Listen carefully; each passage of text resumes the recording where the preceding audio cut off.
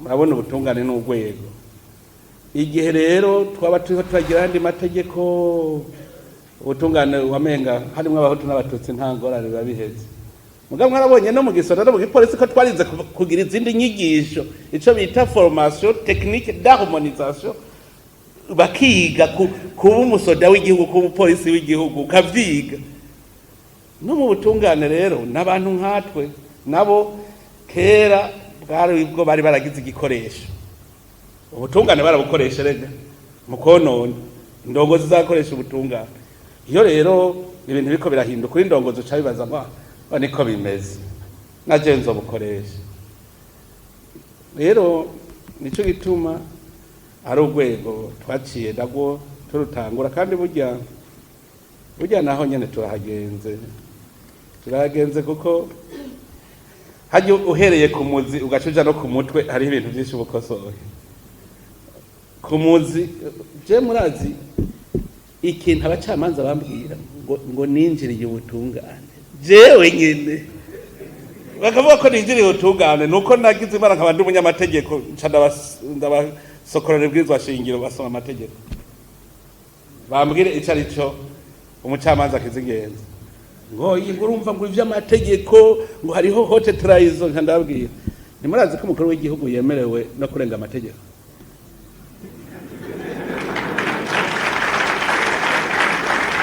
hari nk'ibyo abantu ntibanabitegera nta n'ibyo bumva no je nabahaye akarorero ega turabisoma ntidushaka kubyumva kubera babwira ibwirizwa shingiro umukuru w'igihugu afise uburenganzira bwo gutanga ikigongwe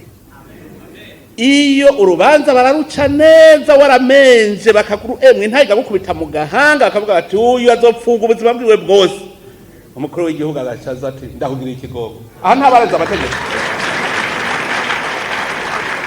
abarenze rero harawigira wumva ngo yamenje mu mategeko agenga ijya conseil supérieur de la magistrature hariho ingingo imwe ivuga yuko inama nkuru y'ubucamanza ishobora guhagarika ishigwa mu ngiro ry'urubanza kubera imvo zirengeye ineza kubera imvo zineza y'abenegihugu hariho ibyo ushobora kuvuga uti none kugira amategeko yubahirizwe neza twemere tubomora igihugu avuga uti igihugu ntikibomoka biri mu mategeko ndabiberetse rero niho batagwe gutegera neza ico arico umukuru w'igihugu mu bijanye n'ubucamanza mugabo nkaho urumva hari abavuga bati no araje kunja hejuru nahora kare nzi yuko kuko hari irindi tegeko bari bariyugariyeko ngo umucamanza afise uburenganzira bwo guca urubanza ko agumva kandi ntawe umuhana ririho biyugaranira ko ngo ndaruca uko ndagumva akanka gukurikiza ingingo hariho icyo baca bita ngo intime conviction du juge akanka gukurikiza itegeko ngo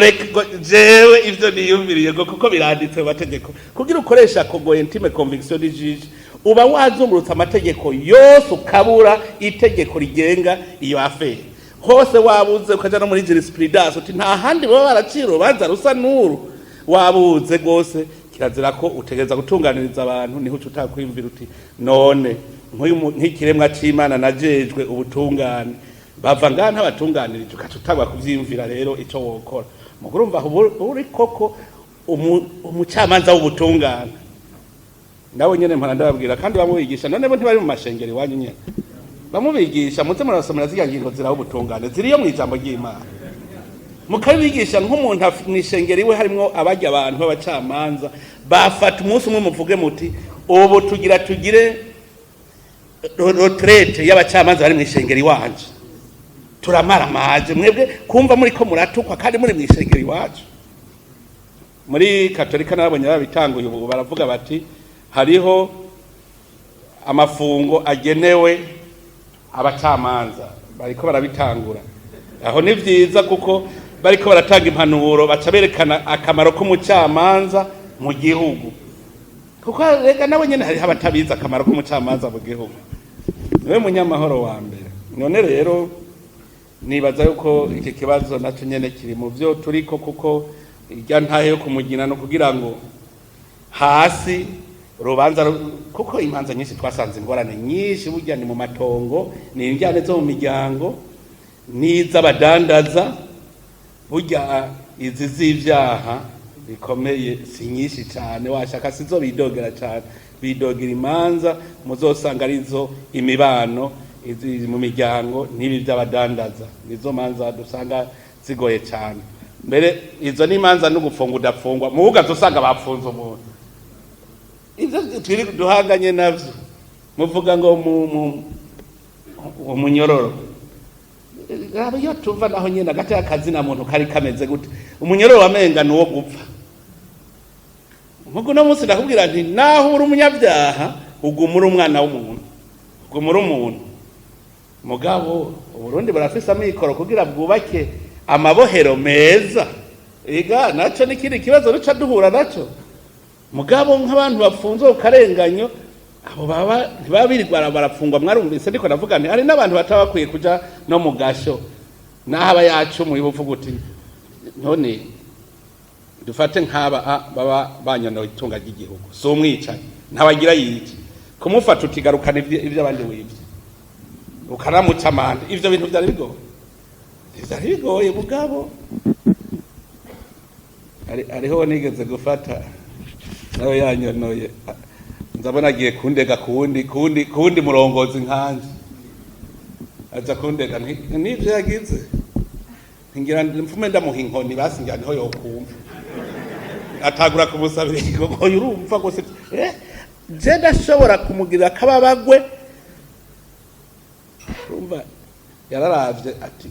ko umuntu none abanyonoye nk'ibintu birengeje miliyaridi zibiri mwumva biba bimeze gute ahunge imiliyaridi zibiri ni miliyoni amajana ane garukana ubunyena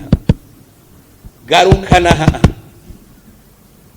kubera iki igituma aja kurira burya ntaba yariye wenyene hari habo bagabuye ni wafashwe mugabo hari habo bagabuye bamubwira ngo ntuvuge nabakubwira zana nico gituma haca abana baza baravuga ngo bakuvugire imvugo mbabarira amatwi hariho umuntu bimeze ukuraba ukuntu wobigira yase kuvuga ati burya ndimo nije wafashe abayase kuri